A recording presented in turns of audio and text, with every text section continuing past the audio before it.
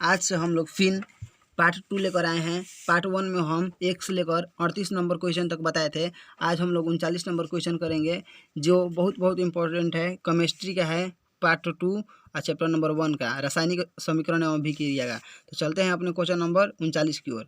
तो H2SO4 + 2KOH को मिलाने से K2SO4 और 2H2O कौन सी अभिक्रिया का उदाहरण है। तो हम लोग जानते हैं कि अम्ल और भस्म मिलता है तो लवण और जल बनता है, और यह अभिक्रिया को उदासीनीकरण अभिक्रिया कहते हैं। तो इसलिए इसका ऑप्शन नंबर सी सही हो जाएगा। क्वेश्चन नंबर 40, वैसा रासायनिक अभिक्रिया जो प्रकाश की उपस्थिति में होता है उसे क्या कहते हैं। तो जहाँ पर प्रकाश आ जाएगा तो हम लोग समझ जाएंगे कि वह प्रकाश रासायनिक अभिक्रिया होगा, इसलिए इसका ऑप्शन नंबर डी सही हो जाएगा। पौधे द्वारा का प्रकाश संश्लेषण किस प्रक्रिया का उदाहरण है। पौधे द्वारा प्रकाश संश्लेषण किस प्रक्रिया का उदाहरण है। 41 का ऑप्शन नंबर ए सही होगा, क्योंकि पौधे द्वारा प्रकाश संश्लेषण जब होता है तो प्रकाश की उपस्थिति में हो जाता है। और हम पहले ही गए थे कि जब प्रकाश की उपस्थिति में कोई भी रासायनिक अभिक्रिया होगा तो वो प्रकाश रासायनिक अभिक्रिया होगा, इसलिए ऑप्शन नंबर इसका ए सही हो जाएगा। एसिटिक अम्ल का सही सूत्र क्या होगा। तो एसिटिक अम्ल का सही सूत्र होता है CH3COOH, और एसिटिक अम्ल सिरका में पाया जाता है। और H3PO4 नाइट्रिक फास्फोरिक अम्ल का सूत्र है। H3PO4 फास्फोरिक अम्ल का सूत्र है, और HCl हाइड्रोक्लोरिक अम्ल का सूत्र है। अब हम लोग आते हैं क्वेश्चन नंबर 43 की ओर। ऑक्सीकरण और अकरण अभिक्रिया के सम्मिलित रूप को क्या कहते हैं। ऑक्सीकरण और अकरण अभिक्रिया के सम्मिलित रूप को हम लोग रेडॉक्स अभिक्रिया कहते हैं। इसका ऑप्शन नंबर सी सही हो जाएगा।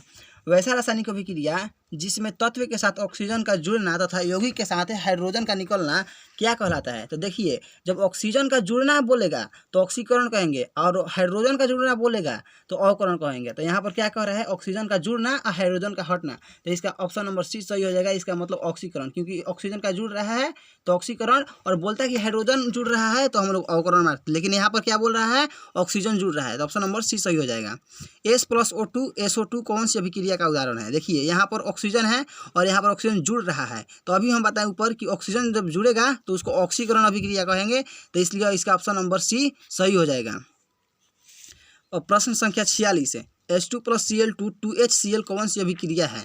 H2+Cl2 2HCl। तो देखिए, यहाँ पर H2+Cl2, यहाँ पर हाइड्रोजन है और यहाँ पर हाइड्रोजन क्या हो रहा है, जुड़ रहा है। तो हाइड्रोजन का जुड़ना हम बताए हैं कि अवकरण अभिक्रिया होता है। इसका ऑप्शन नंबर डी सही हो जाएगा। क्वेश्चन नंबर 47 है, वैसी अभिक्रिया जिसमें तत्व के साथ हाइड्रोजन का जुड़ना। देखिए, तत्व के साथ हाइड्रोजन जुड़ना बोल रहा है, तत्व के साथ हाइड्रोजन का जुड़ना तथा यौगिक के साथ ऑक्सीजन का निकलना कौन सी अभिक्रिया कहलाता है। तो यहाँ पर हाइड्रोजन का जुड़ना बोल रहा है, तो इसलिए समझ जाएंगे हम लोग ये अवकरण अभिक्रिया होगा। ऑप्शन नंबर ए सही हो गया। जिस पदार्थ का ऑक्सीकरण होता है उसे कहते हैं। तो जिस पदार्थ का ऑक्सीकरण होता है उसे हम लोग अवकारक कहते हैं, और जिसका अवकरण होता है उसे ऑक्सीकारक होता है।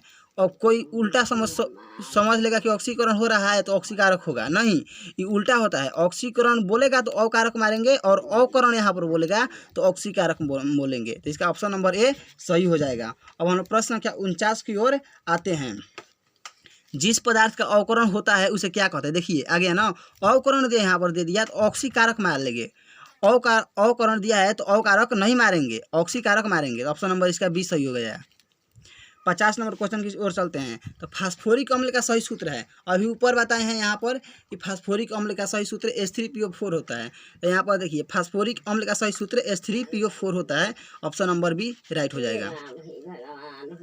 अब प्रश्न संख्या 51 की ओर है।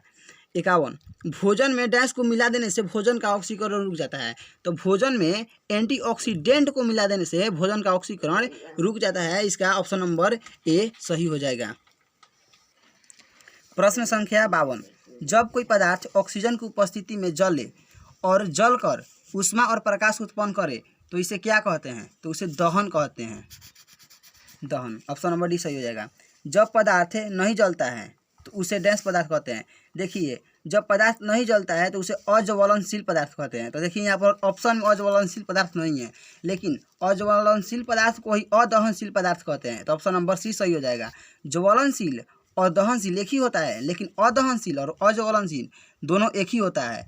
दोनों अगर एक ऑप्शन में नहीं है तो एक को मारेंगे, और अज्वलनशील रहता तो उसको भी मारते। जो पदार्थ जलता है उसे क्या कहते हैं। तो जो पदार्थ जलता है उसे ज्वलनशील पदार्थ कहते हैं, और ज्वलनशील पदार्थ को ही दहनशील पदार्थ भी कहते हैं। तो इसके लिए इसको दहनशील हम मार देंगे। ऑप्शन नंबर ए सही हो जाएगा। 55 नंबर, जो पदार्थ दहन की क्रिया में सहायक नहीं होता है उसे दहन का क्या कहते हैं? जो पदार्थ दहन नहीं कराता है अर्थात दहन की क्रिया में सहायक नहीं होता है तो उसे दहन का अपोषक कहते हैं, क्योंकि सहायक नहीं है। और जो सहायक होता है जैसे हवा, नाइट्रोजन, ये सब, तो उसे पोषक कहते हैं। तो वायु, नाइट्रोजन एवं क्लोरीन दहन का क्या है? पोषक हैं कि अपोषक हैं? तो वायु, नाइट्रोजन और क्लोरीन दहन का पोषक है, क्योंकि इन्हीं के कारण दहन होता है। प्रश्न संख्या 57 अर्थात 57, कार्बन डाइऑक्साइड दहन का क्या है?